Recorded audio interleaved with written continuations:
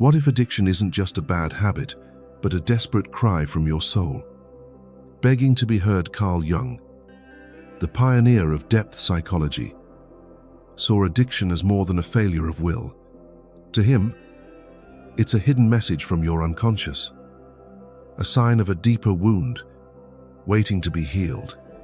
In this video, we'll uncover 5 hidden truths about addiction through Carl Jung's lens and reveal how they can guide you toward true healing. Let's dive into the psyche of an addict and discover the path to wholeness. Chapter 1. Addiction as an escape from the shadow. What if the bottle you reach for, the screen you can't stop scrolling, or the casino you keep returning to isn't just a habit but a desperate attempt to escape something deeper? Carl Jung, the master of depth psychology, believed that addiction isn't about weakness. It's about running from your shadow, the hidden parts of your psyche you've buried. The fears, shame, and pain you don't want to face. In Carl Jung's view, every addict is fleeing an inner truth. But the more you run, the louder that truth screams to be heard. Take Sarah, a 35-year-old single mom. After losing her job during a tough economic downturn, she felt like a failure. The weight of her kids' disappointed faces crushed her. But instead of sitting with that pain, she turned to alcohol. At first, it was just a glass of wine to take the edge off. Soon, it became a nightly ritual.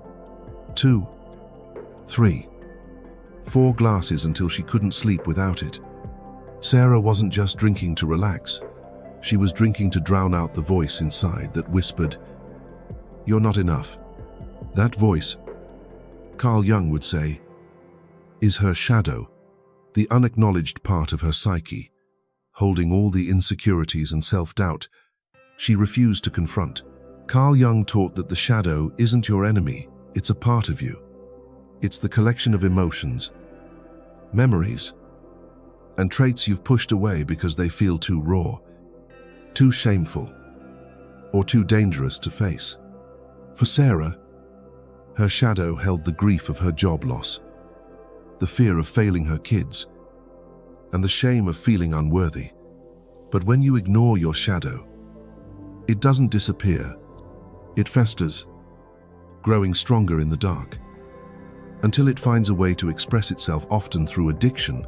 Carl Jung wrote, "What you resist persists." The more Sarah avoided her pain, the more her drinking spiraled, pulling her into a cycle of self-destruction. This cycle isn't unique to Sarah. Think about someone you know, or maybe even yourself. Maybe it's a friend who can't stop scrolling through social media, chasing likes to silence their loneliness. Or a colleague who gambles away their savings, hoping a big win will erase their sense of inadequacy. Addiction, in Carl Jung's view, becomes a mask, a way to numb the shadow's cries instead of listening to them. But here's the catch: numbing doesn't heal. It only delays the inevitable. The shadow keeps knocking, and each time you ignore it, the knocks get louder until your life starts to unravel. So, why do we run from our shadow? Because facing it feels terrifying. It means looking at the parts of ourselves we've spent years hiding: the anger, the guilt, the vulnerability. For Sarah, it meant admitting she felt like a failure as a mother, something she'd rather drown in wine than confront. But Carl Jung believed that true healing begins when you stop running. When you turn toward your shadow with courage, you take the first step toward breaking free from addiction's grip. Here's how you can start. First, identify the pain you're avoiding.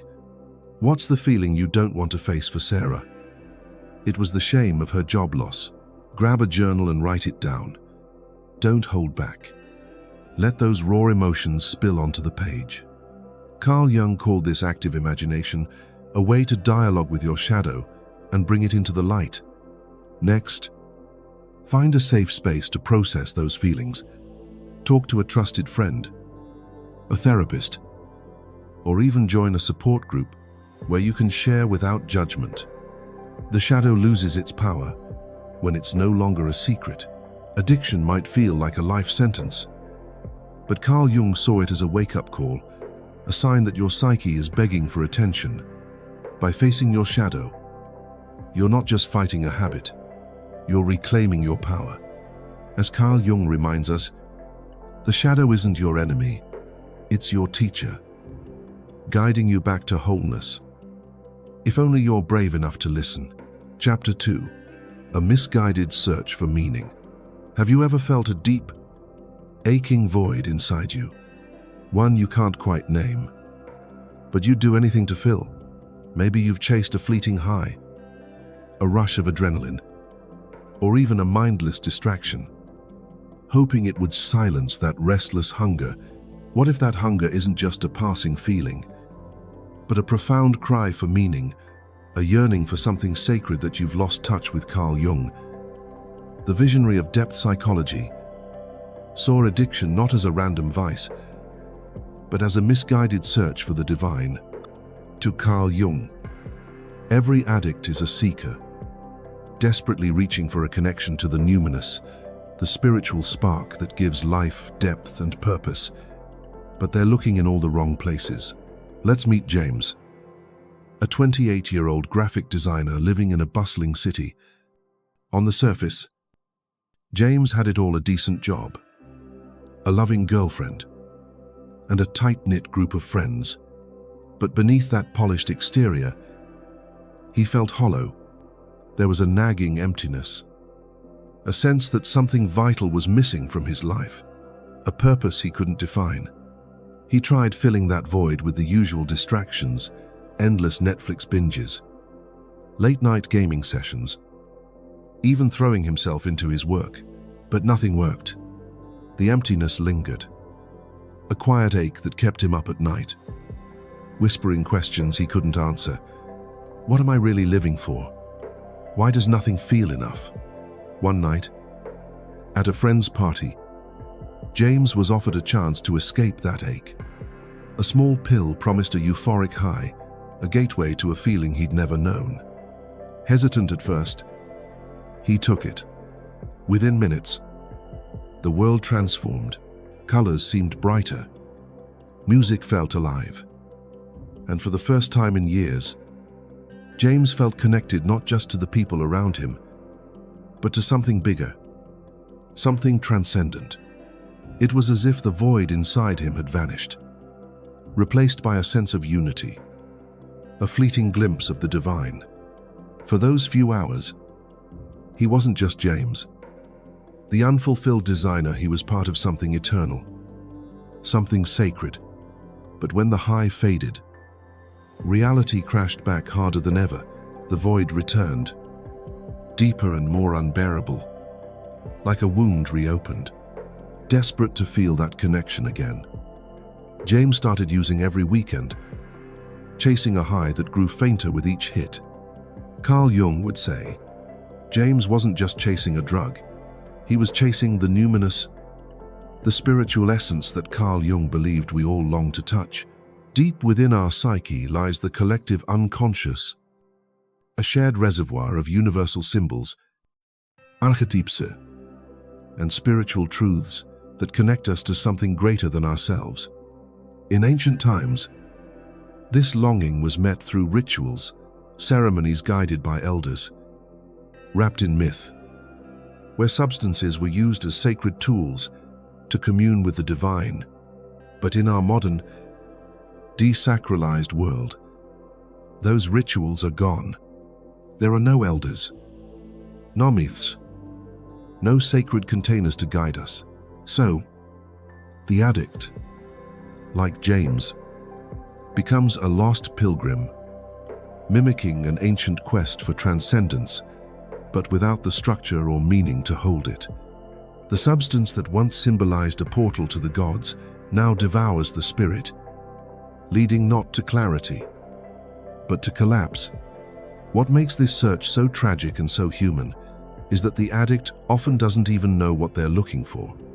They can't articulate the ache, the existential restlessness that gnaws at their soul, They only know the pain of disconnection, the longing for something more. And so, they reach outward toward drugs, alcohol, gambling, or endless scrolling, hoping to find what can only be discovered within. Carl Jung called these external fixes false sacraments, temporary rituals that mimic the sacred, but leave the soul starving. The high might last for hours, maybe days, but it's a hollow substitute for the true connection. The addict craves a relationship with their own spirit, a reunion with meaning that transcends the ego's limitations. But here's the hope that longing, as misguided as it may be, is a sign of something beautiful. It's proof that your soul is still alive, still yearning for depth in a shallow world. Carl Jung believed that the path to healing begins when you redirect that search inward. Instead of chasing a fleeting high, seek activities that truly spark your soul. Have you ever lost yourself in something creative, painting a canvas, writing a story, or playing an instrument? These acts can connect you to your inner world, tapping into the same universal truths the collective unconscious holds. Try meditation or journaling to explore what your emptiness is really asking for. What's the meaning you've been searching for all along? Addiction might feel like a trap, but Carl Jung saw it as a compass, a broken one. Yes, but still pointing towards something real. Your hunger for meaning isn't a flaw, it's a call to awaken. Don't let it lead you astray. As Carl Jung reminds us, the sacred isn't out there in a pill or a screen, it's within you, waiting for you to listen. Chapter 3. The disconnect from your true self. Do you ever feel like you're living someone else's life? Like the real you is buried under layers of expectations, routines, and masks you've worn to fit in? Carl Jung believed that one of the deepest roots of addiction lies in this disconnection from yourself, the core of who you truly are, the authentic essence that holds your purpose and inner truth. When you lose touch with yourself, a profound emptiness takes hold, and addiction often becomes a way to fill that void, a desperate attempt to feel whole again, even if just for a moment. Let's look at Emily, a 32-year-old marketing manager in a fast-paced corporate world. On the outside, she was a success story, a high-paying job, a sleek apartment, and a LinkedIn profile that screamed, "I've made it." But inside, Emily felt like a fraud. She'd spent years chasing promotions, saying yes to every demand, and molding herself into the perfect employee her company wanted. She ignored her love for painting, her dream of traveling the world, and the quiet voice inside that whispered, "This isn't you." Over time, that voice grew silent, replaced by a hollow ache she couldn't shake. To cope, Emily turned to workaholism, staying late at the office, taking on extra projects, and checking emails at 2 a.m. She told herself she was being productive, but deep down, she was running from the emptiness of a life that didn't feel like hers. Carl Jung taught that the self is the center of your psyche, the guiding force that integrates all parts of you, your passions, your flaws, your dreams into a unified whole. It's the compass that points you toward a life aligned with your true purpose. But in a world that demands conformity, many of us, like Emily, bury the self under layers of societal expectations, family pressures, or self-imposed standards. We become who we think we should be, not who we are. This disconnection creates a spiritual void, a sense of meaninglessness that Carl Jung called the exile of the soul. And when that void grows too heavy to bear, addiction steps in as a quick fix, a way to numb the pain of living a life that feels so far from your truth.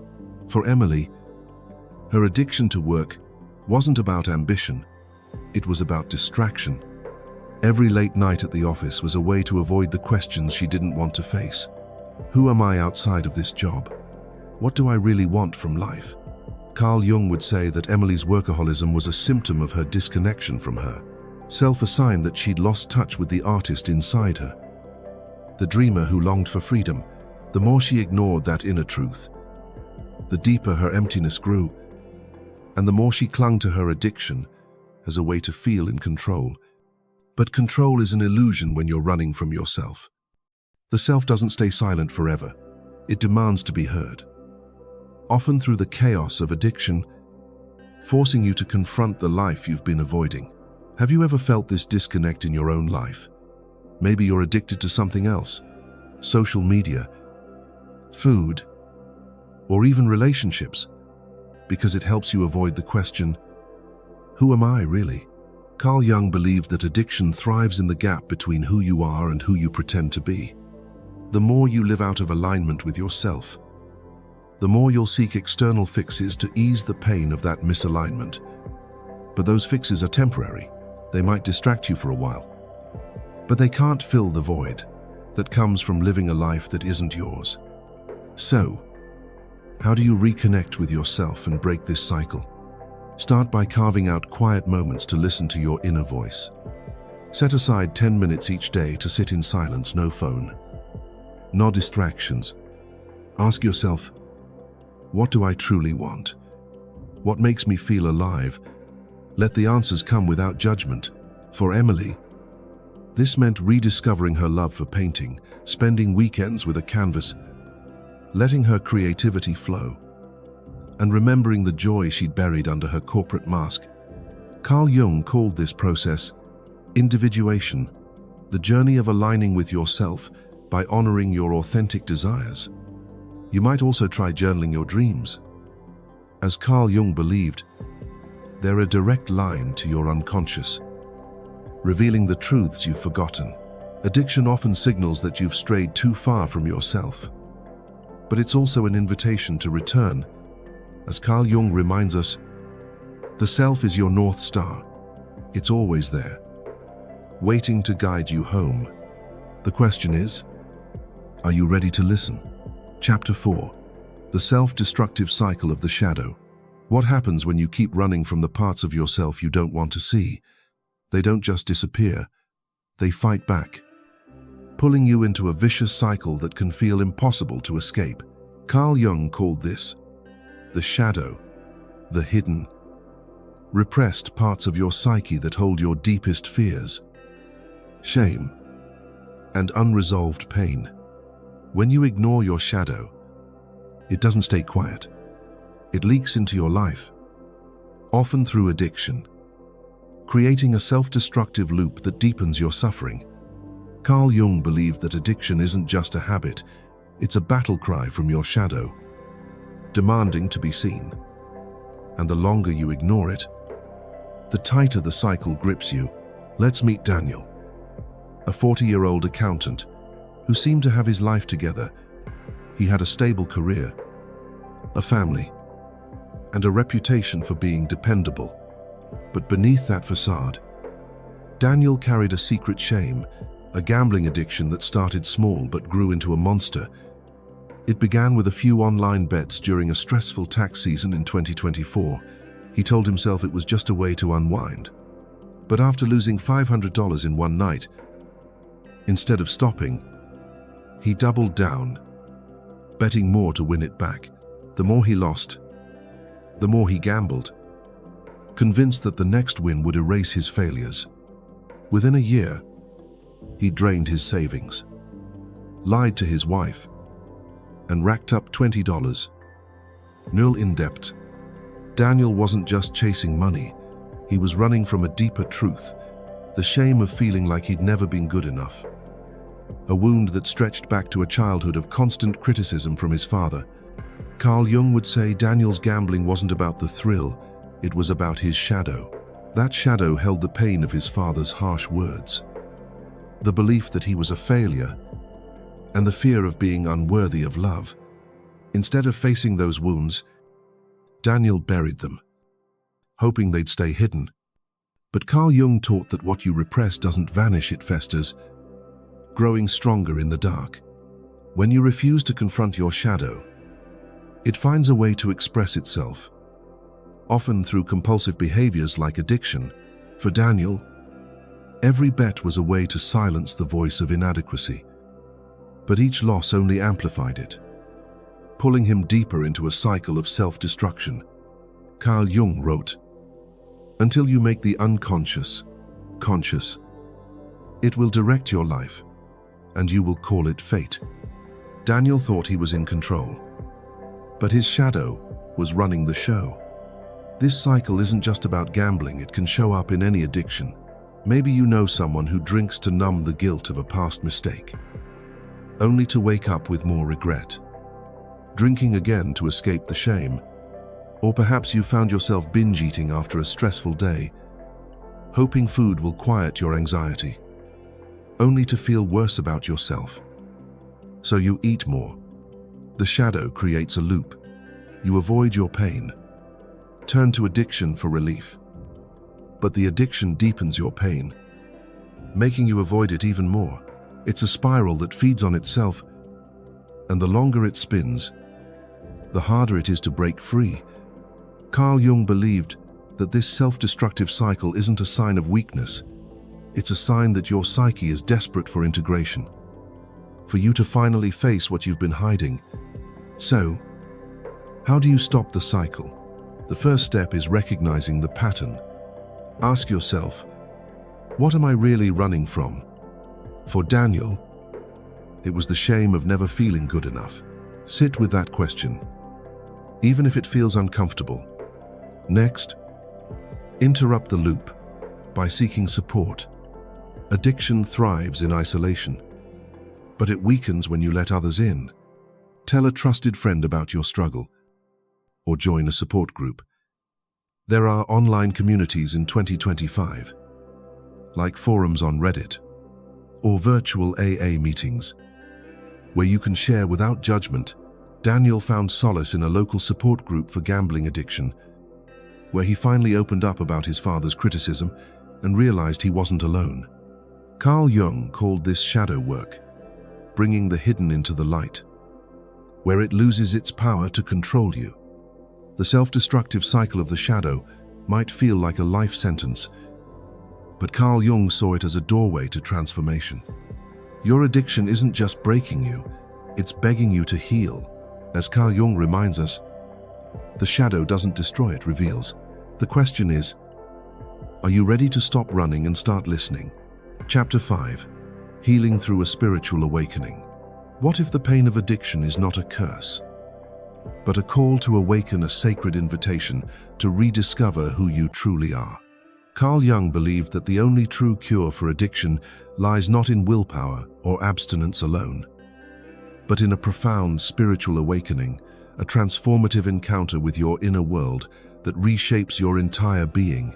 Carl Jung called this journey Individuation, the process of integrating your shadow, reconnecting with yourself, and finding meaning that transcends the material world.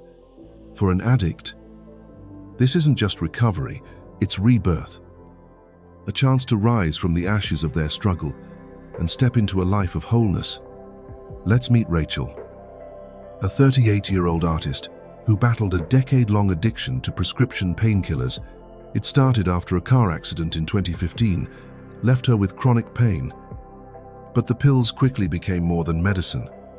They numbed not just her physical pain, but the emotional wounds she'd carried since childhood, feelings of abandonment after her parents' divorce, the rejection she felt as an artist who never made it, and a deep sense of unworthiness. By 2023, Rachel was taking pills daily, hiding her addiction from her friends and family. Her life spiraling out of control. She hit rock bottom when she overdosed and woke up in a hospital, her teenage daughter crying at her bedside. That moment was her breaking point, but also her turning point. Carl Jung would say Rachel's overdose wasn't just a crisis, it was a call from her psyche, a demand to face the shadow she'd been numbing for years. In his work, Carl Jung often referenced the idea of spiritus contra spiritum, spirit against spirit. He believed that only a spiritual experience could counter the destructive pull of addiction, not through rules or suppression, but through a profound encounter with meaning. For Rachel, that encounter began when she entered a recovery program in early 2024 that combined therapy with creative expression. She started painting again, something she hadn't done in years, pouring her pain onto the canvas every stroke, a release of the grief, shame, and fear she'd buried. Through art, she began to dialogue with her shadow, confronting the abandonment and unworthiness that fueled her addiction. But the real transformation came when Rachel joined a support group inspired by Jungian principles, where she learned to see her addiction as a journey, not a failure. One exercise involved visualizing her self, the authentic, the whole version of herself she'd lost touch with. During a guided meditation, Rachel had a vision of herself as a child, painting freely under a golden sun, unafraid and unashamed. That image became her anchor, a symbol of the meaning she'd been searching for all along. Carl Jung believed that such symbols, arising from the unconscious, act as a new axis mundi, a central point that reorients the psyche toward wholeness. For Rachel, this vision marked her spiritual awakening, a moment where she felt connected to something greater than her pain, a sense of purpose rooted in her creativity and love for her daughter. This awakening didn't erase Rachel's struggles overnight, but it shifted her perspective. She no longer saw herself as a broken addict, but as a seeker on a path to individuation. She continued therapy, attended support groups, and made art a daily practice, each step bringing her closer to herself. By mid-2025, Rachel held her first art exhibition in years, a celebration of her healing journey. With her daughter beaming proudly by her side, her addiction, once a source of shame, became the catalyst for her transformation, a testament to Carl Jung's belief that the wound is where the light enters. So, how can you begin your own journey of healing? Start by seeking a spiritual connection that resonates with you. It doesn't have to be religious. Carl Jung saw spirituality as anything that connects you to meaning, whether through nature, art, or meditation. Try a simple practice. Spend 10 minutes each day in a quiet space, reflecting on a symbol that feels sacred to you. Maybe it's a tree, a flame, or a memory of a time you felt truly alive. Let that symbol guide you inward, helping you reconnect with yourself. If you're struggling, don't go it alone. Reach out for support. In 2025, there are countless resources, from online therapy platforms like BetterHelp to local groups like Alcoholics Anonymous, where you can find community and guidance. Addiction might feel like a life sentence, but Carl Jung saw it as a sacred initiation, a call to awaken to your true self. As Rachel's story shows, healing isn't about erasing the past. It's about transforming it into wisdom. Carl Jung reminds us, only the wounded physician heals. Your struggle is not your end, it's the beginning of your awakening. Are you ready to answer the call? Addiction isn't the end of your story, it's the beginning of a sacred journey back to wholeness. As Carl Jung showed us, from escaping your shadow to seeking meaning, from losing yourself to breaking destructive cycles, this path leads to a spiritual awakening, a rebirth into the person you were always meant to be. Your struggle doesn't define you. It transforms you into a seeker of truth, a healer of your own soul. Carl Jung reminds us, the wound is where the light enters. Let your pain be the portal to a deeper paraphrase, more meaningful life. If this journey resonated with you, hit that like button. Share this video with someone who needs to hear it. And subscribe to Jung Psyche Hub with the bell icon for more insights into Carl Jung's wisdom. We'd love to hear your story. What's been your biggest inner struggle? And how are you healing? Drop it in the comments below. Let's walk this path together, uncovering the mysteries of the psyche, one step at a time. Until next time, keep seeking the light within.